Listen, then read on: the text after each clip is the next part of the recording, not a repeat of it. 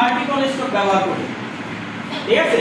But এই যে ভিতরে যে আছে লেখাগুলো, এইগুলো মানে একটা ভিতরে আরেকটা ওয়াল লেখা আছে, এই লেখা আমি রাখবো না, ঠিক আছে।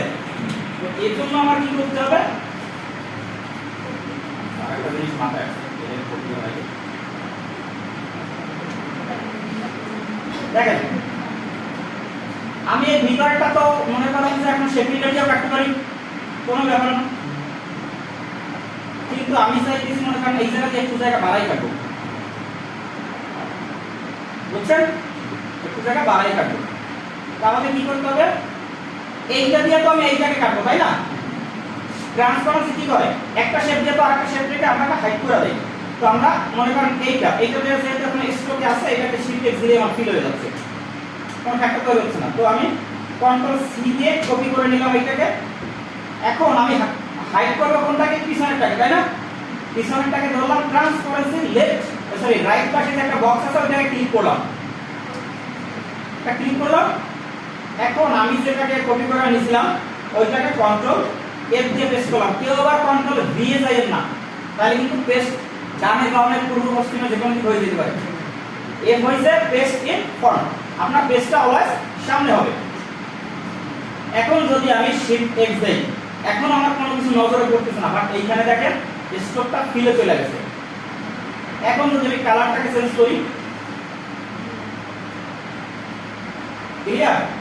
এখন যদি আমি এইটাকে শিফট আর অল্টার ধরে একটু বড় করি,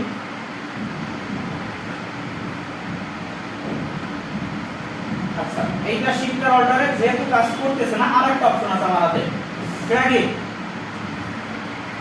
অফসেট পাথ। সবকিছু সমান করার জন্য কি ব্যবহার করি, অফসেট পাথ। গেছে একজনের মাথা গেছে, চিন্তা করতাম শুধু আমার মাথায় গেছে, ওটা তার আগে দেয়। এই যে ক্লিয়ার, এই হচ্ছে আপনার। এখন দেখেন এই কাজটুকু করার পর এখন আমার মনে হইতেছে আমার স্ট্রোক মোটা হয়ে গেছে, আমি এক্সপ্লেন করে কইলাম নি। যদি আমার স্ট্রোক এখন মনে হয়ে গেছে মোটা হয়ে গেছে, আমি এখান থেকে চিকন করে নিলাম, ক্লিয়ার।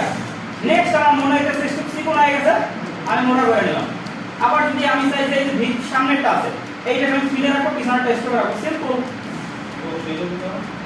সেই লাগে স্যার, হ্যাঁ জোস।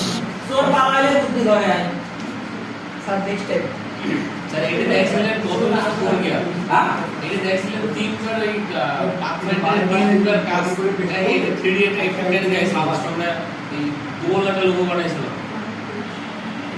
ক্লিয়ার।